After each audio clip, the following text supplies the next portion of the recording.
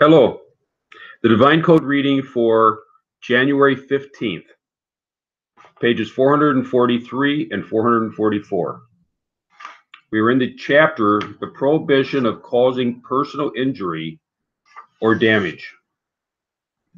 Topic number 4. Just as it is forbidden to harm another person, it is also forbidden to harm oneself.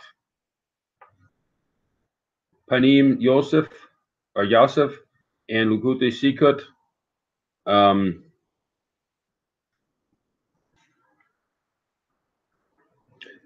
see Rambam Laws of Injury and Damages 551. As it says in Genesis 9, verse 5, your blood of your souls I will demand. Just as it is learned from this verse that it is forbidden to commit suicide, as explained above in chapters 1 and 2, it is likewise forbidden to harm oneself. See Tractate Bava Kama 91b, and as mentioned in footnote 193. That would be earlier in the Divine Code. The body of a person is not self-possessed. Tractate Bava Kama 90b, Shokanor Harav, Laws of the Bodily Damages, topic 4. So the person does not own himself. He doesn't own his own body. And therefore he doesn't have permission to do whatever he wants regarding his own body.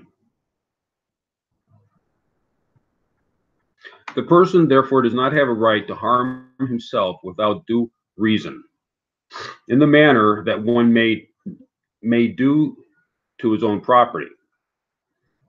So he can own his own property, and he can do what he wants with his own property on a certain level. And his body, he doesn't own it on the same level as he would own his property. So his washing machine, he can damage his washing machine. He's allowed to do that. He shouldn't do it, but he's allowed to. But he's not allowed to damage his body the same way he might be allowed to damage the washing machine.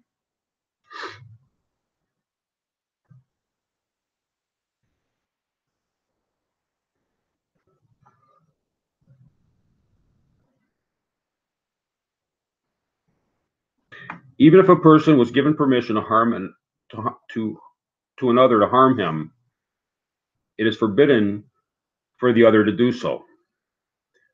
So even if the person says if person A says to person B tells person B to hurt person A, that does not give person B permission to hurt person A, because person A didn't have that permission, didn't have authority to give that permission out. Shokanor Harav, Laws of Bodily Damages, topic 4, Havot Yar, chapter 163, Lior Hahalaka, by Rabbi Shlomo Zevin, page 318.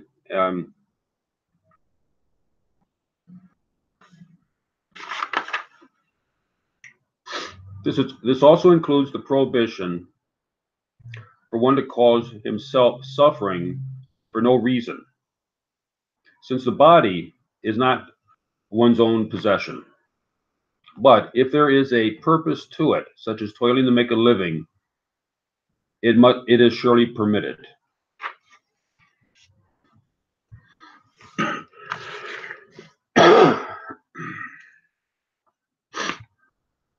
For this reason, it is permitted to participate in sports that have a nominal risk of injury, similar to different types of widely accepted work that have some risk, and many people will accept in order to earn an income.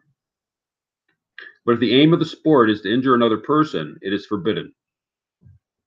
So that when it comes to sports and also work, there needs to be boundaries, and we find acceptable boundaries. I mean, there's things in life that requires some risk of injury. A person working on a road or working on a skyscraper, there's always risk of injury. We need to minimize it as much as possible. The government regulations have to be out in full force with regard to workplace safety, but it's still possible that there's injurious situations are possible.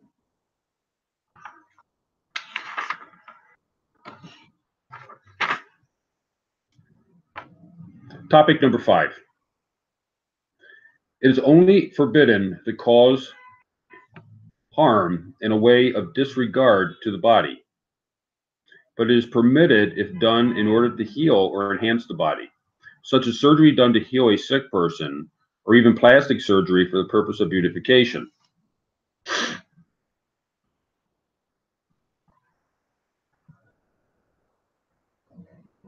That's Igrit Moshe Kosher Mishpat, Volume 2, Chapter 66 and 73. Oh, also on the part of work, there's an extra footnote regarding work injuries. See Shokanor Korav. This is also the opinion of Rabbeinu Yonah in Shari Teshuva, section 3, topic 82, based on Genesis 9:5. But your blood of your souls I will demand.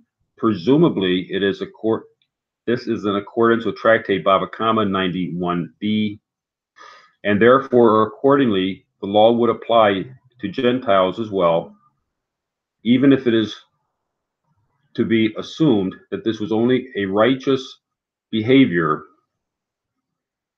and the verse does not give it command, but it rather a support for this but is rather a support for this way of action. It is clearly, morally, logically, and therefore binding for Gentiles, as explained in this work, Part 1, Chapter 3, and the Rambam, Laws of Personal Development, Chapter 3, that one who afflicts himself for no reason, is going on an evil path.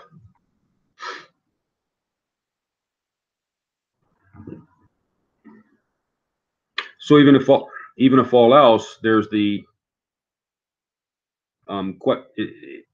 it's basic logic that a person should not be doing injurious activity unless there's a work related, unless there's some reasonable reason that why he's doing it.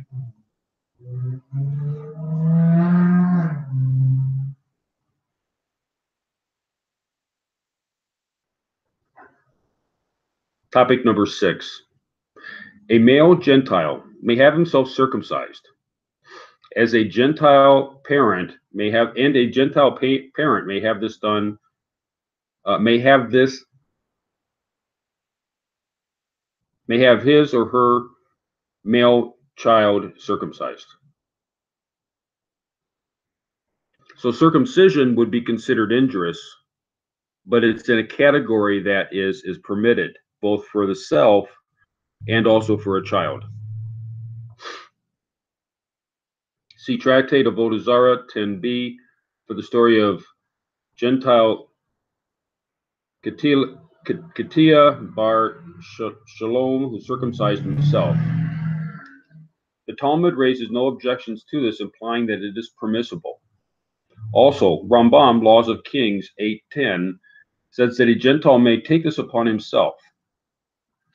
This can also be seen from the statement in Rambam, Laws of Kings 10:8, that the descendants of Keturah who were obligated in circumcision and intermingled with the descendants of Ishmael, and therefore all the males should be circumcised. From this, we see the prohibition of physically damaging oneself if there is no obligation or benefit to do so does not apply in this case. So we have several cases where it's shown that circumcision is allowed for non-Jews. Both this fellow Ketia bar Shalom,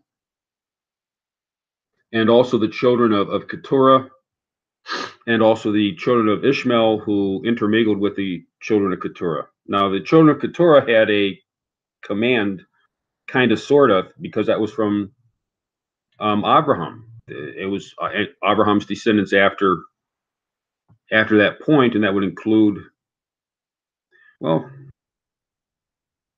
it's understood that it applied to the children of it did not apply to Ishmael's children. It applied to Ishmael, but not to Ishmael's children, because Ishmael was born before the commandment was given. However, it was the children of Keturah who would have been under that commandment, and it did apply to them.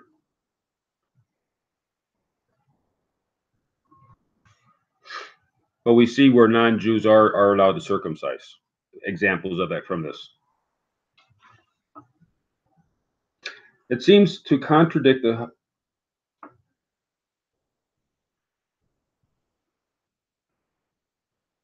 Haflah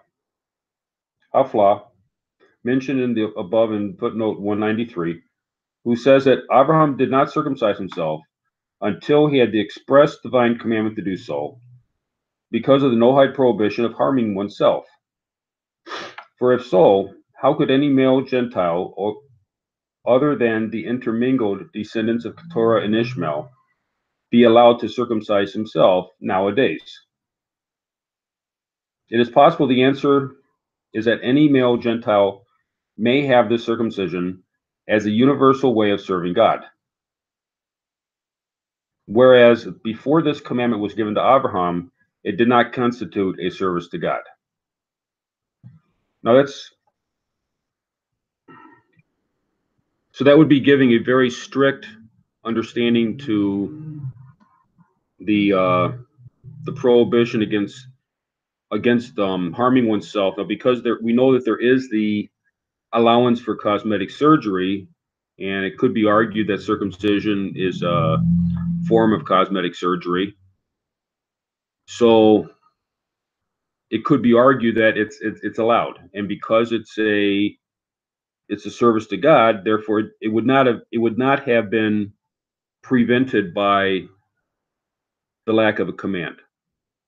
Now we know that Abraham was aware of the Abraham was aware that he was going to receive the commandment of circumcision. Abraham was aware that circumcision was in the Torah. He knew the 613 commandments of the Torah, and he followed the 613 commandments of the Torah. And he held back on circumcision because he knew he received it through intuitiveness or through prophecy, however you want to understand it. He understood that he would be given this commandment, and therefore, in his unique situation, it was better to wait for God to command him. That way, he's doing a mitzvah as well as the service to God, and doing it as a mitzvah is infinitely more valuable than just doing it out of service, which is also valuable. Therefore, Abraham waited for that reason. I don't know if that would apply to anyone else, because nobody else would be under that circumstance. But that's the reason I've always understood. That's the reason why Abraham waited.